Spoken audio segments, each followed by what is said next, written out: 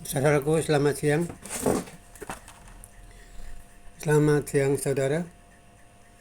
Kita berjumpa lagi di kabar-kabar ini. Saya bertemu dengan Anda, saudara.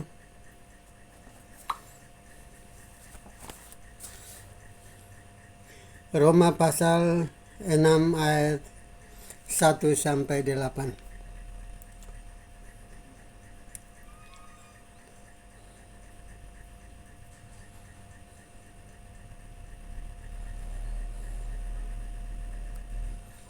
Mati dan bangkit bersama Kristus. Kalau yang mati adalah daging kita, perkataan kotor, mulut kotor, mata kotor, telinga kotor, hati kotor, tangan kotor, kaki kotor. Itu yang harus mati bersama dengan Kristus di dalam kematian. Mati bersama Kristus di dalam kematian. Sebelum mati harus mengaku dosa. Tapi saya bacakan dulu mati bersama Kristus. Jika demikian, apa yang hendak kita katakan? Bolehkah kita bertekun dalam dosa supaya semakin bertambah kasih karunia itu?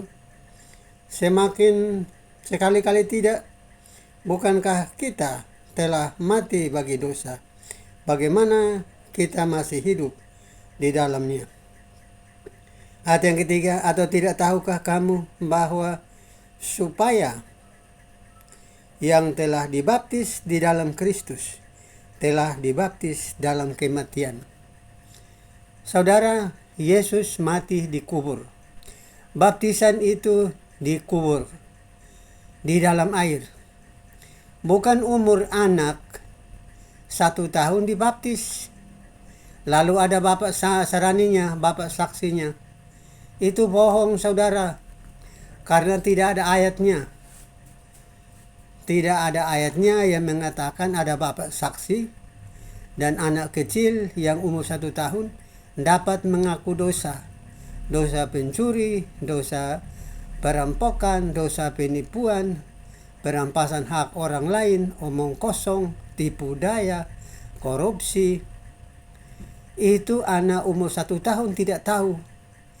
Kecuali yang mengerti itu anak umur 15 tahun setelah akil balik, atau setelah laki-laki itu sudah bisa ada nafsunya, perempuan itu sudah ada haidnya.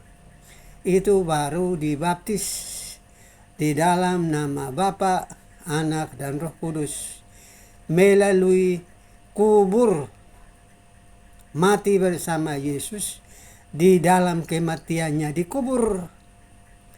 Pada waktu bangkit dari baptisan, maka bangkit di dalam tubuh yang baru, karena dosa yang ada di dalam tubuh hilang kuasanya melalui kematian di dalam nama Bapa, Anak, dan Roh Kudus.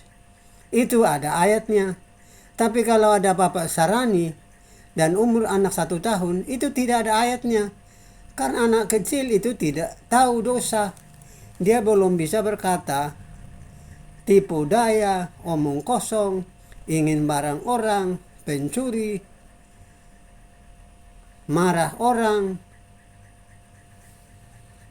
Ayat yang keempat, dengan demikian kita telah dikuburkan bersama-sama dengan Dia oleh baptisan dalam kematian, supaya sama seperti Kristus telah dibangkitkan dari antara orang mati oleh kemuliaan Bapa, demikian juga kita akan hidup dalam hidup yang baru.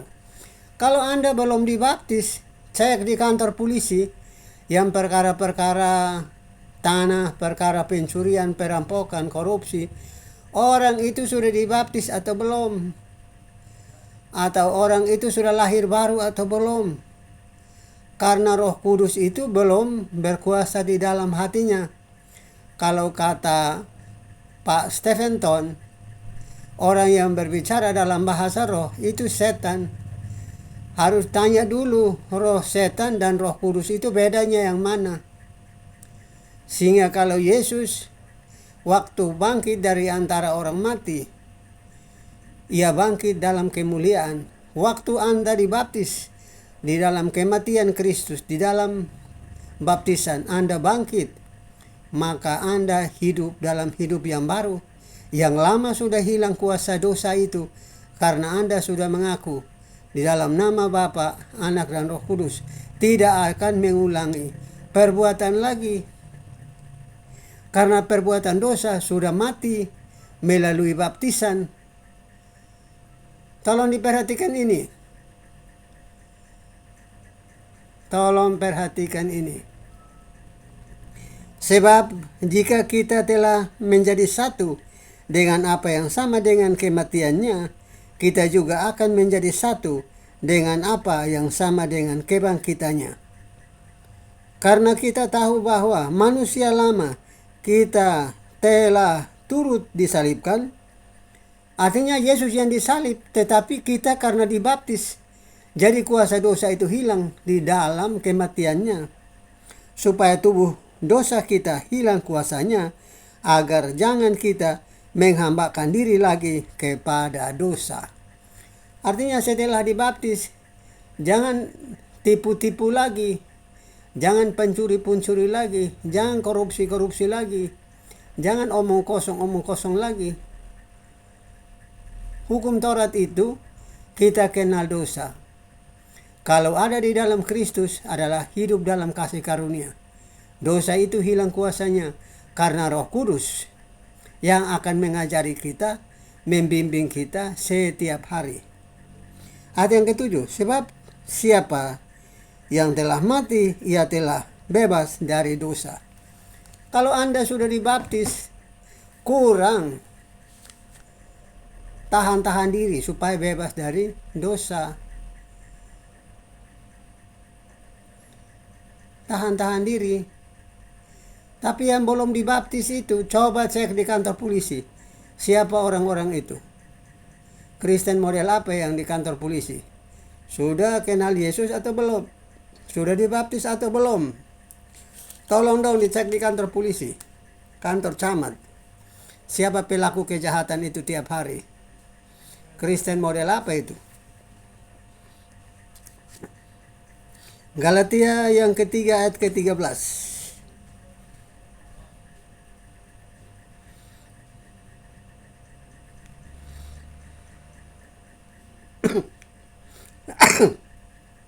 Kristus telah menebus kita dari maaf saudara, Kristus telah menebus kita dari kutuk hukum Taurat dengan jalan menjadi kutuk karena kita. Ini karena kita, dia terkutuk, disalibkan. Pada saat kita dibaptis, kita dagingnya turut disalibkan bersama Kristus. Walaupun Anda tidak digantung di kayu salib, tapi wakil kita adalah Kristus. Wajib dia hidup seperti apa, kita juga hidup seperti begitu. Pertama Yohanes pasal 1 ayatnya yang ke-9 kalau tidak salah saudara. Pertama Yohanes pasal 1 ayatnya yang ke-6. Pertama Yohanes pasal 1 ayat yang ke-6. Wajib kita hidup sama seperti waktu Kristus hidup.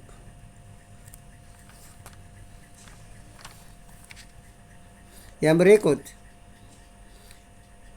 Roma pasal 8 ayat yang ke-13.